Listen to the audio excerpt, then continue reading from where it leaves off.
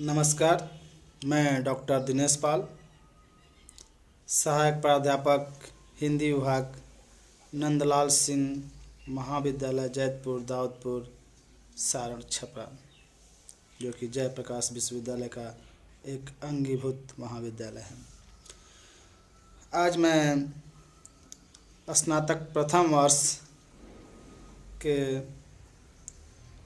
जो हिंदी रचना यानी जो सब्सिडरी में हिंदी पढ़ते हैं 100 अंक का, उसके पाठ्यक्रम में यानी सब BA पार्ट 1 के सब्सिडरी के विद्यार्थियों के पाठ्यक्रम में जो किताब हिंदी रचना लगी है, उसकी उस किताब की एक में कविता है शामिल की गई है, भिक्षुक।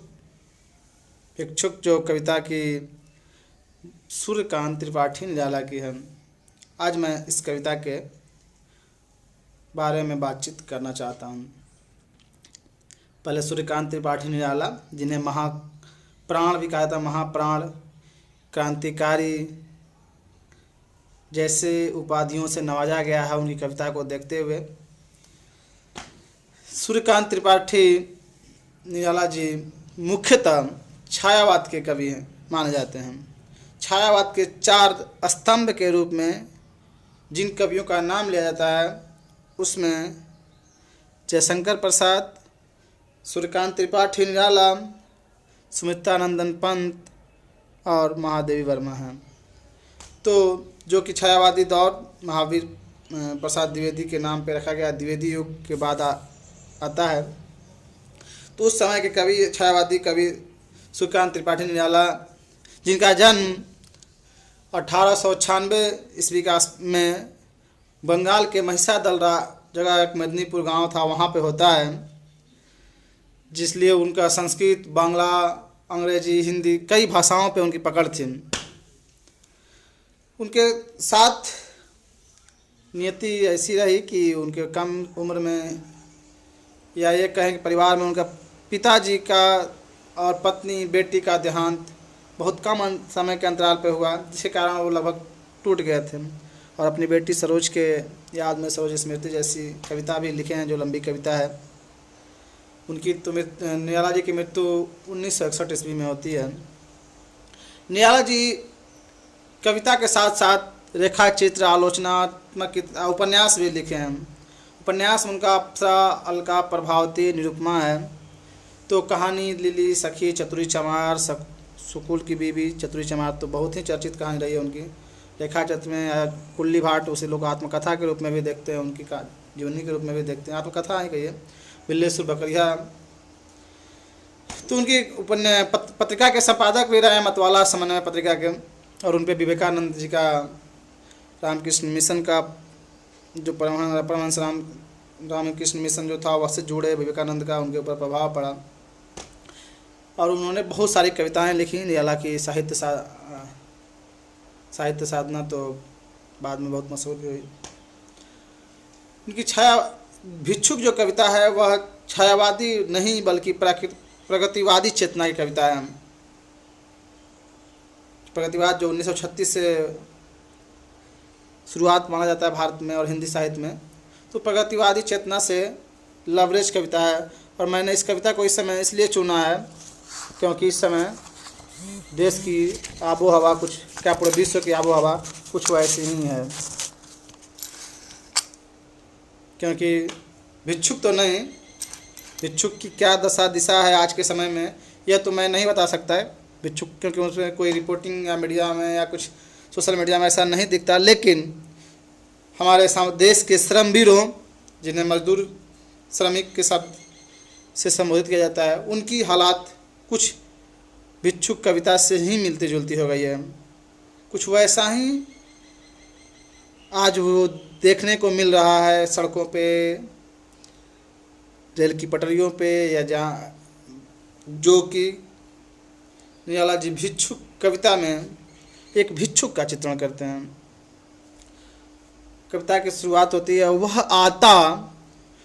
आता दो टूक कलेजे के करता, पछताता पथ पर आता, पेट पीठ दोनों मिलकर हैं एक, चल रहा लकुटिया टेक, मुट्ठी भर दाने को भूख मिटाने को, मुँह फटी पुरानी झोली को फैलाता, साथ दो बच्चे भी हैं सदा हाथ फैलाए, बाएं से वे मलते हुए पेट चलते हैं और दाहिना दया दृष्टि पाने की ओर बढ़ाए, भूख से सुख ऊँट जब जाते, दाता भाग्य विधाता से क्या पाते, घूंट आंसुओं के पीकर रह जाते, चाट रही जूठी पत्तल वे कभी सड़क पर खड़े हुए, और झपट लेने को उनसे कुत्ते भी हैं अड़े हुए। ये उनकी अपरा जो कविता काव्य संकलन है उससे ली गई कविता है और पाठ्यक्रम में इतनी ही लगाई गई है, जबकि इसके अलावा भी 4 पंक्ति और है। ठहरो अहो मेरे हृदय में है अमृत, मैं सींच दूंगा, अभिमन्यु जैसे हो सकोगे तुम, तुम्हारे दुख मैं अपने हृदय में खींच लूँगा।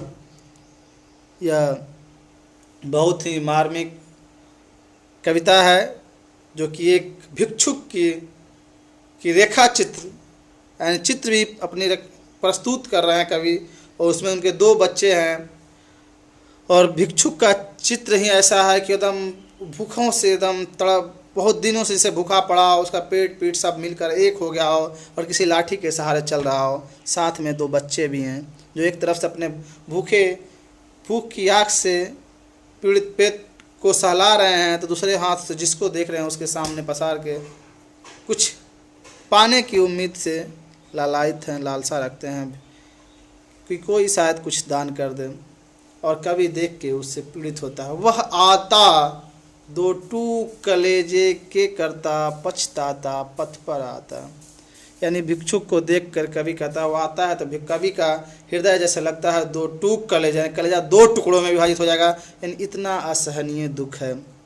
जैसे कि आज आप सड़कों पर अपने देश के श्रमवीरों को देखकर महसूस करते होंगे अंदर से कितना दुख होता है, क्या स्थिति, जो अपने कंधों पे देश को ढोता हो, जिसके खून पसीना एक हो जाते हैं, आज वह दाने दाने को तरस रहा है, सड़कों पे मर रहा है, कोई पटरियों पे मर रहा है, तड़प रहा है खाने को।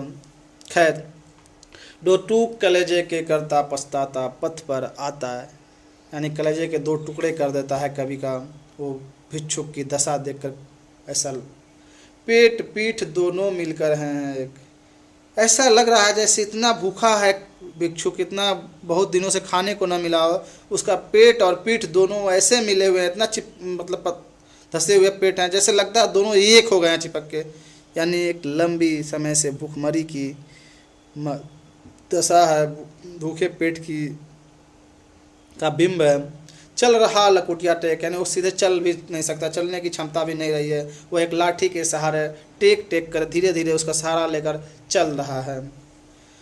मुट्ठी भर दाने को भूख मिटाने को, मुँह फटी पुरानी झोली को फैलाता। एक मुट्ठी दाने को वह तरस रहा है, कहीं थोड़े से दाना मिल जाए, थोड़े से अन्न मिल जाए, थोड़े से खाना मिल जाए तो मैं अपना भूख मिटा लूँ। ऐसी दयनीय स्थिति भिक्षुक की है। साथ 2 बच्चे भी हैं सदा हाथ फैलाए, यानी वह अपना फटी हुई एक झोली लिया, उसका मुंह खोल देता है, कोई कुछ अन्न डाल दे, कोई कुछ दाने डाल दे जिससे भूख मिट जाए। साथ ही उसके 2 बच्चे भी हैं जो सदा वो भी हमेशा हाथ फैलाए हुए हैं कि शायद कोई बच्चों को देखकर ही कुछ दान कर दे, कुछ दे दे जिससे उनके पेट की ज्वाला शांत हो, कुछ खा लें। बाएं से वे मलते हुए पेट चलते हैं, यानी बच्चे जो दोनों हैं वो बाएं तरफ से अपने पेट को मल रहे हैं और दाहिना दया दृष्टि पाने की ओर, और दाहिने हाथ से फैला रहे हैं कोई दया कर दे, कोई दृष्टि किसी की दृष्टि पड़ जाए जो अपनी दया दृष्टि दिखला दे और कुछ दे दे जिससे हम अपने पेट की ज्वाला मिटा लें या हम कुछ खा लें। ऐसी दुर्दशा है, ऐसी भूखमरी है।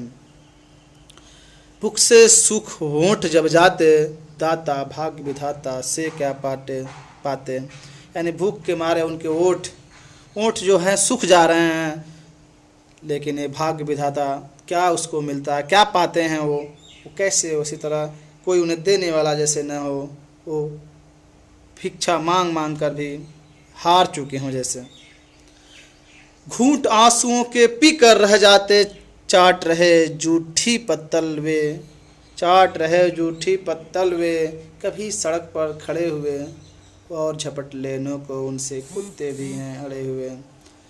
वो आंसुओं के घूंट घूंट आंसुओं के घूंट पी पी कर जी रहे हैं। आंसू का घूंट पीना मतलब अपने आप को